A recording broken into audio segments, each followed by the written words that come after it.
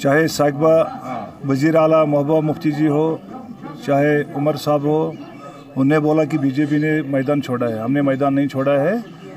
हमारा जो political cadre है सब पार्टियों से स्ट्रांग है। हमारे पास इस वक्त कश्मीर में 10 लाख से ज़्यादा मेंबरशिप है। वहाँ रिकॉर्ड है, कोई भी चेक कर सकता है।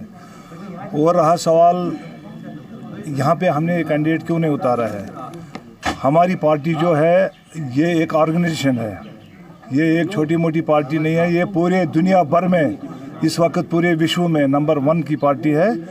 हमारा एक प्रोटोकॉल है।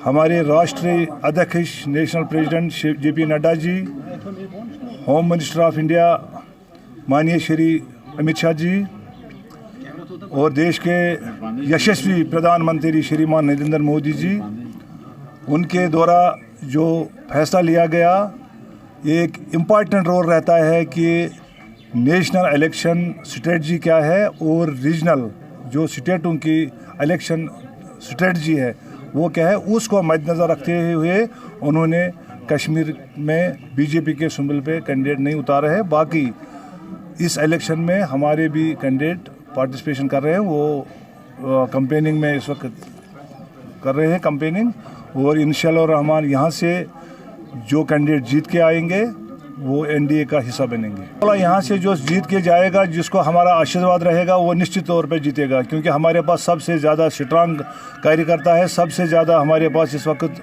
वोटर्स है। उसका रीज़न ये है कि हमने 10 साल हम बिल्कुल ग्राउंड जीरो में काम करते हैं। आप लोगों ने देखा कि कोविड की महामारी में किसी पार्टी का कोई भी कार्यकर्ता नज़र नहीं आता था। भारतीय जनता पार्टी का कार्यकर्ता हॉस्पिटल में, सड़कों पे, गलियों में मास्क लेके, सैनिटाइज़र लेके घूम रहा था। और हमने गरीबों के लिए काम किया है। हमने रिजर्वेशन दिया, हर किसी को अपना हक दिया है।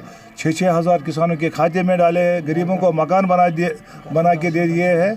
और इसी तरीके से हमें पूरा विश्वास है कि इस बार जो हमारा डायरेक्टली कैंडिडेट नहीं है, इस बार जो कश्मीर की ज़ीशोर आवाम है, वो इस बार PDP और नेशनल कॉन्फ्रेंस को रिजेक्ट करके किसी अच्छे लीडर को जो इलेक्शन में पार्टिसिपेशन कर रहे हैं उसको ऐवान में भेजे और वो NDA का हिस्सा बने। और हमारा जो मुद्दा और मकसद है, हमारा 400 पार का जो आंकड़ा है वो हम इंशाल्लाह पूरा करेंगे। अपने दम पे हम 370 सीटें पूरे मुल्क में लेंगे और NDA 420 पार करके जाएगा। और हम तीसरी बार नरेंद्र मोदी जी के नेतृत्व में सरकार बनाएंगे देश में, और आवाम गरीबों ज़ईफ़ों के लिए काम करेंगे, देश के लिए काम करेंगे। और ख़ासकर जम्मू कश्मीर के लिए जो नीतियाँ नरेंद्र मोदी जी की है उसको हम स्वीकार करते हैं, उसको पूरा कश्मीर वेलकम करते हैं कि मोदी जी की जो नीति जम्मू कश्मीर के ऊपर है, हमें पूरा विश्वास है कि मोदी जी जम्मू कश्मीर के लिए अच्छा करेगा।